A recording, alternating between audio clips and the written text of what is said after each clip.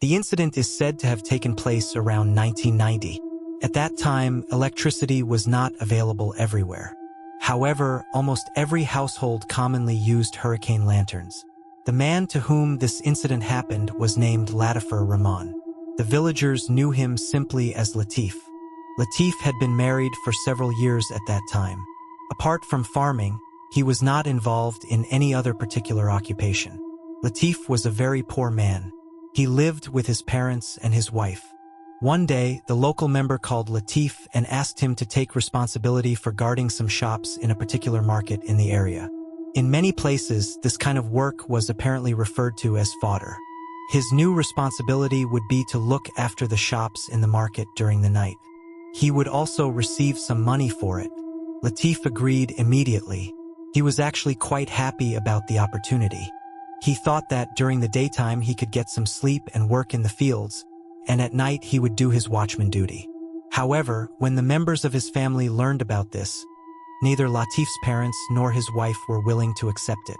They told him, "We are managing with whatever Allah has given us. Yes, we are struggling, but that doesn't mean you need to work at night." But Latif was a brave man. He was also curious by nature and a man of his word. Even though his family strongly objected, Latif said, "I have already given my word to the member. How can I go back now and refuse? What will he think of me? All right, since I have taken the job, let me do it for a few days. Then we'll see what happens." What else could they do? His family eventually agreed. 1 or 2 months passed without any problems. Latif was carrying out his responsibilities properly. One night, after finishing his dinner, Latif left home to perform his night watchman duty. It was quite late that night. He was carrying a hurricane lantern in one hand and a stick in the other, a rather large bamboo stick. He set off with these things. After reaching the market, he walked around and checked the shops several times. There was a large tree in the market. Latif would sometimes sit underneath that tree during the night. He had been sitting there for several months, and nothing unusual had ever happened. He also had a whistle with him. From time to time, he would blow the whistle. As he was sitting there that night, he suddenly heard a sound. After hearing the sound, he increased the flame of the hurricane lantern in his hand, thinking that perhaps he might be able to see something nearby. But the sound disappeared. Latif thought it was probably a cat. A little while later, he heard the same sound again. This time, it seemed much louder than before. It sounded as if someone was crying. Holding the stick in one hand and the hurricane lantern in the other, Latif began trying to find the source of the sound. As he searched, he gradually made his way toward one side of the market, near the shops where beef was sold. He realized that the crying sound was coming from that direction. He slowly began moving forward. Latif was a very brave man. He passed several shops and eventually entered a narrow alley. The shops in those days were quite spread out and there was plenty of empty space between them. It was summer at the time, but it was also a moonlit night. The surrounding area was clearly visible. He continued moving forward. Suddenly, he saw a horrifying sight. Something he could never have imagined he would come face to face with. He saw a woman whose appearance was absolutely terrifying. The flesh on different parts of her body was half-rotten. In some places, the flesh had completely fallen away, exposing the bones underneath. A terrible stench was spreading all around. There was flesh in some parts of her body, while in other places there was none at all. Both of her arms looked like skeletons. In some places, pieces of flesh were hanging from her body, just like the way pieces of meat remain attached to bones after a cow has been slaughtered. The flesh around her jaw, above her teeth, was present in some places and completely missing in others. The woman looked so terrifying that Latif could barely control himself after seeing her. He felt as though he was going to die right there. Latif immediately went behind the tin wall of a shop and stood there. He turned the flame of his hurricane lantern down as low as possible. Then he tried to see what exactly this figure was doing. The terrifying woman was licking and eating the blood that had fallen onto the ground in front of the meat shops. There were wooden blocks in the meat shops where the meat was cut. These were usually sections of tree trunks or round pieces of wood. Whenever meat was cut on them, blood would remain stuck to the surface. The woman was licking those wooden blocks, eating the blood from them. She went in front of several shops in this way, music, and did the same thing. Not only that, she was also licking the dried blood that had fallen onto the ground. Latif became extremely frightened after witnessing these scenes. He did not even realize when he lost consciousness. The next day, sometime after noon, he found himself back at his own home. As soon as he opened his eyes, he saw several members of his family standing around him. His wife was crying. Latif asked his wife, "What happened? Why are you crying like this? What happened to me?" Latif's wife told him that after the Far prayer, several people had come and were loudly calling out at their house. At that point, Latif's wife had gotten up. Latif's mother had also gotten up. When they opened the door, they saw that several people had brought Latif home, supporting him between them. They had tried their best to bring him back to consciousness, but they had not been able to. And now he had finally regained consciousness. After hearing all of this, Latif's wife asked him, "What happened to you?" Several others also asked him what had happened. Latif began thinking, had he actually fallen asleep under that tree? Had he dreamed something? Was what he had seen a dream, or was it something else? He kept thinking about the same things again and again. However, Latif did not share the incident with his family members at that time. If his family found out about it, there was no doubt that they would never allow him to continue doing this night watchman job. After all, they had been against him taking the job from the very beginning. If he told them about what had happened, they would definitely not let him go back. On top of that, the incident had happened right in the middle of the month. If he quit the job at that point, it would create another problem. He would not even receive the money for the days he had already worked. So he thought, let me continue the job. Maybe some kind of accident happened. Perhaps I simply lost consciousness, or maybe I had a nightmare. At that time, Latif still believed that it might have been a nightmare. He did not want to share the incident with anyone. His family was already struggling financially, and if he could earn a little extra money, it would help them manage their household better. That night, as usual, Latif finished his dinner and left for the market. Despite what had happened, he did not develop a fever or anything like that. However, that night, along with the bamboo stick that was always his companion, he also took another thin iron rod with him. He went to the market. Blowing his whistle, he walked around the entire market 2 or 3 times. He checked everywhere to make sure everything was all right. He saw that everything was indeed fine. After that, he sat down under the same tree again. To make sure he did not fall asleep, he would take some dry food with him. Things like puffed rice, molasses, and flattened rice. Eating and chewing these things helped keep him awake. He was eating and eating when he suddenly heard that crying sound again, the same sound he had heard the previous night. But tonight, the crying sound was much more intense. It sounded as though someone was groaning very loudly. Sometimes, when someone becomes extremely angry, they make a kind of growling or rumbling sound. This time, the crying was accompanied by a similar sound. Once again, Latif gathered his courage and stood up to go toward the source of the sound. The hurricane lantern was flickering faintly, but this time, instead of taking the bamboo stick, he picked up the iron rod he had brought with him. He went to the same place he had gone the previous night and stood behind the tin wall of the shop.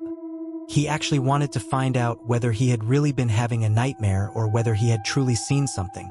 He went there and stood behind the tin wall. From there, everything was visible, and this time what he saw was truly terrifying. His entire body had gone numb.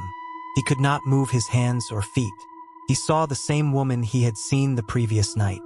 There was an unbearable stench coming from her body. Her flesh was half rotten. Her 2 arms looked like skeletons. The flesh on her legs was barely attached to the bones. She was searching for something around the meat shops. Latif also noticed that the woman was licking and eating the dried blood stains lying on the ground. At one point, he saw something even more horrifying. The woman was using her teeth to pull and tear off the rotten pieces of flesh that were barely attached to her own legs, and then she was eating them. She was licking her own legs with her tongue, again and again. The terrifying woman now began moving toward the place where Latif was standing. It seemed as though the woman had somehow realized music, that someone was watching her from behind the tin wall. Latif gripped the iron rod tightly and began silently calling upon Allah. He was completely unable to move from where he stood. At one point, the terrifying woman came right in front of the tin wall. A terrible stench was coming from her body. Then something happened that Latif could never have imagined. The woman suddenly jumped over to the other side of the tin wall and came directly face to face with Latif. Their eyes met. The woman looked at Latif and began laughing in a harsh, horrifying voice. Saliva was dripping from her tongue. Looking at Latif, she said, "I haven't eaten meat in so long. Latif, will you give me a little of your flesh?" After hearing those words, Latif could no longer bear it. He let out an extremely loud scream. He tried to run away from the place. Somehow, he had regained a little strength in his body. As he was running, he realized that something was following him from behind. But he did not dare to look back. He kept running until he reached the paved road. From that paved road, Latif's house was about a 15-minute walk away. Without looking to either side, Latif ran straight toward his home. Breathing heavily, he finally reached the front of his house. He shouted loudly, calling for his mother, and then collapsed onto the ground. Hearing his scream, his mother, his wife, and his younger brother, who were all at home, immediately rushed outside. They saw Latif lying unconscious on the ground. Everyone helped carry him inside the house. His entire body was drenched in sweat. His wife took off his shirt and began fanning him. No one could understand what had happened to him. After quite some time, Latif finally regained consciousness. As soon as he opened his eyes, he asked for some water. His wife brought him water. Everyone began asking him, "What happened to you? How did you end up in this condition?" The same thing happened last night, and now it has happened again tonight. His wife also said, "I kept telling you not to do this night duty at the market." The family members had initially thought that perhaps robbers had attacked the market and chased Latif. They had assumed that something like that must have happened. But this time, Latif told them everything. He explained what had happened the previous night and what had happened again that night. After hearing everything, everyone in the family became extremely frightened. They all said, "No more. You cannot continue this duty anymore. There is no way you can keep doing this." This time, Latif did not argue with them. He accepted what everyone was saying. That very night, Latif developed a high fever. The next day, after the Far prayer, his younger brother told the Imam everything that had happened. The Imam said, "All right, I will go and see Latif." That afternoon, after the Asr prayer, the Imam came to Latif's house. When he arrived, he saw Latif's wife pouring water over Latif's head because he had a very high fever. The Imam said, "Many things like this happen to us. It is true that Allah Almighty created us. Perhaps you had fallen victim to something very evil. Allah Himself has saved you. Alhamdulillah." Saying this, the Imam recited prayers over some water. He also sprinkled some of the water over Latif's body. Then the Imam told him, "Latif, leave this profession. Go back to the work you used to do before. Your body will not be able to withstand this much strain. Do farming. Whatever Allah provides through it will be enough. Perhaps Allah does not approve of this work for you." Latif replied, "Yes, you are absolutely right. My family members told me the same thing from the very beginning, but I didn't listen to them. I will never do this job again." Meanwhile, people from the market also came to see him. Among them was a rather elderly gentleman who had a business in the market. He had a fairly large shop there. He came to visit Latif and spoke with him, asking about his condition. The name of that elderly man was Abdul Manan. Manan said, "We have been buying and selling in this market for a very long time. There are things we know that you people don't know." Latif asked, "What exactly are you talking about? What is it that you know?" Manan replied, "This incident is something whose consequences everyone is still suffering from. Perhaps they will continue to suffer from them in the future as well." As he was saying this, the Imam also arrived to see Latif. Everyone gathered together and listened, wanting to know what had actually happened. The elderly man then said, "This happened about 10 or 12 years ago. A woman once came to the market to buy beef. Her name was Anju Begum. She worked at a local rice mill. She had one child at home, along with her husband and mother-in-law. Her husband was very ill. In fact, his entire body had become almost useless. He was paralyzed and could not do any work. What else could they do? Anju Begum and her mother-in-law managed the household together by doing various kinds of work. At that time, they could somehow manage their family reasonably well with a small amount of money. One day, her son insisted that he wanted to eat beef. Anju Begum told her son, "After I finish my work, I will buy some beef from the market and bring it home." Her son became extremely happy. Her son's name was Shihab. After finishing her work, Anju Begum went to the market. She told her mother-in-law, "Go home and put the rice on the stove. I will bring the beef and then we will cook it." Accordingly, her mother-in-law went home. Anju Begum went to the market and began negotiating the price of the beef. But with the money she had, she could not actually afford the amount of beef she wanted. She was short of some money. There was a businessman there who sold beef.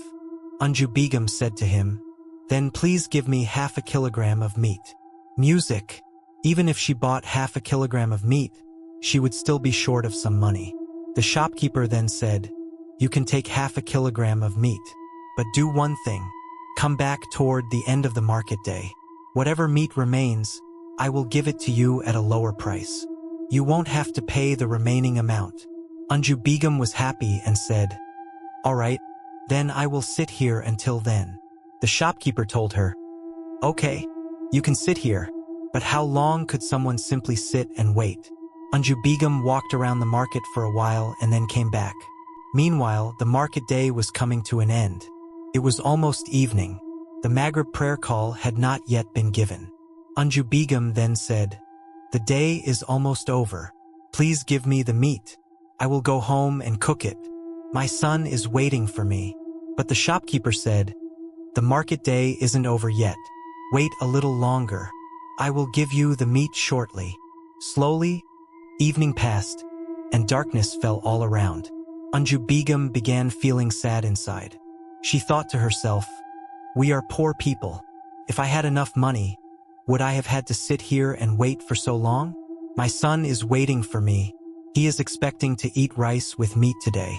Because I am short of money, I have had to wait here for so long." Thinking these things and feeling deeply saddened, she eventually began to lament quietly. It wasn't that the meat seller did not hear her lamenting. However, the meat seller wanted to make sure that there would be no remaining debt between them. He wanted to give her whatever amount of meat remained, whether it was a little more or a little less, all at once. He also understood that the woman's son was waiting at home with the hope of eating the meat. After all, how many pieces of meat could the people in that family actually eat from just half a kilogram? The shopkeeper's intention was not bad. That was why he had asked Anju Begum to wait. By then, it had already become night. Anju Begum was wondering whether she would even be able to take the meat home. Meanwhile, she began crying. There was a man who lived near her home. He was her neighbor, and his name was Kasim. Kasim saw Anju Begum sitting there. He said, "Anju, what are you doing here? It's already night. Aren't you going home? I'm heading home now. Come with me." The shopkeeper then said, "You have waited all day. Please be patient for a little longer. A new cow has just been slaughtered." He explained, "Some people suddenly came and they need meat. There is a ceremony at their house. That is why I already gave away the meat that was left from the previous cow. After they take however much meat they need from this new cow, there will still be quite a bit of meat left. And if I sell it to you at the same price I am selling it to them, I will not make a loss. You will be able to take it at a lower price." After hearing this, Anju thought, "All right, let it be that way. I will take the meat." Kasimia had also heard the shopkeeper say this. Kasimia then said, "All right, fine. Shopkeeper, you give her the meat. I am leaving." As he was leaving, Anju Begum apparently told him, "Uncle, when you go home, please tell my mother-in-law to put the rice on the stove and get it ready. I am bringing the meat home." He replied, "All right, I will tell her." She also told him, "And tell my son Shihab not to fall asleep." Kasamia went home and told them everything. Meanwhile, time continued to pass. It was already midnight, but Anju Begum had still not returned home. People in the village would usually go to sleep after performing the Isha prayer. There was no electricity in the village at that time either. Many people would go to bed shortly after evening. Anju Begum's mother-in-law became extremely worried. Meanwhile, Anju Begum's son Shihab kept asking again and again, "When will mother come home?" Anju Begum's mother-in-law could no longer remain patient. Anju Begum's husband was named Motaleb Mia. He also kept asking repeatedly, "Has Anju come home?" But he did not have the physical strength to get up and search for her. His body was paralyzed. So Anju Begum's mother-in-law took a hurricane lantern and went to the neighboring house. She told them, "Anju Begum still hasn't returned home." After that, several more people came out to search for Anju Begum. They went to the market, but they could not find Anju Begum there. They also went to the place where Anju Begum used to work and searched for her there, but they could not find any trace of her there either. They searched for her throughout the entire night. There was no sign of her. The next morning, several people went to the local member and told him about the incident. The member told them to go to the police station and file a general diary, and he also asked everyone he knew to help search for Anju Begum. Everyone began to suspect the shopkeeper from whom Anju Begum had gone to buy the meat. They thought that perhaps he knew something. The shopkeeper was questioned extensively. When the police came and interrogated him in various ways, the shopkeeper said that Anju Begum had taken the meat from his shop and left. Several other people had also been present in the market at the time, and they were called in as witnesses. They also said, yes, Anju Begum took the meat and left. It was true that Anju Begum had been delayed in leaving the market, but after that, no one knew what had happened to her. Several days passed. Almost a week later, a man went near a pump house while he was going to irrigate a paddy field. As soon as he got there, he noticed an extremely foul smell. He thought that perhaps a fox or a dog had died nearby and had decomposed badly, which was causing the terrible smell. He went behind the pump house and saw a sack lying there. There were some reddish, dried stains on top of the sack. He began wondering what could be inside it. He called out to the farmers who were working nearby. Everyone came over. They saw the sack lying there, but they immediately became suspicious. None of them touched the sack. Instead, they informed the local member. The member came and saw that the situation did not look good. Could be something serious. So the member also warned everyone not to go near the sack or touch it. He said, "Let's inform the police." The police were immediately informed. After the police arrived, they opened the sack. What they saw inside was something the villagers were completely unprepared to witness. Everyone saw the body of Anju Begum inside the sack. They could identify her from the clothes she was wearing, but there was almost no way to recognize her from her face. The flesh had separated from the bones. The flesh had decomposed and fallen away from her body. The stench was so intense that it was almost impossible to stand nearby. Her family was informed. Her son had gone to school at that time. As soon as her mother-in-law heard the news, she came running. When she arrived and saw the scene, everyone began crying and mourning. Oh, why did this have to happen to this poor woman? Who did this to her? She had no enemies. What actually happened to Anju Begum that night was never discovered. By the time her body was recovered, its condition was so badly decomposed that it was not even possible to properly conduct a post-mortem examination. Even so, the police took the body away. After completing the necessary formalities, they handed the body over to the family. But the condition of the body was so terrible that there was no way to give it a proper bath. Somehow, they wrapped her in a shroud, performed her funeral prayer, and buried Anju Begum. The police made many attempts to investigate the matter. The meat seller was questioned repeatedly, but he could not provide any further information. He could not say anything beyond his original statement. Every time he gave the same account, Anju Begum took the meat from my shop and left. Other than that, I don't know anything. That was all he ever said. People from the area still remember this incident. About 6 or 7 months after Anju Begum's death, something terrifying began happening in the market. Late at night, some people began seeing a horrifying woman. Her body was covered in half-rotten, decomposed flesh, and her appearance was absolutely grotesque. She would wander around only near the shops where beef was sold. She would try to lick and eat the dried blood that had fallen on the ground there. Many people believed that this was the spirit of Anju Begum. Others thought that these stories were completely false. However, the incident apparently did not happen only to Latif. It was said that several other night watchmen who had worked there had experienced similar encounters. They became so frightened that they refused to return to work there. One night watchman after another was replaced, until eventually Latif took responsibility for the job. But after what happened to him, Latif never went back. It is not known whether that figure resembling Anju Begum can still be seen in that market today. However, it is said that many people who witnessed that horrifying figure are still alive. Anju Begum's mother-in-law is no longer alive.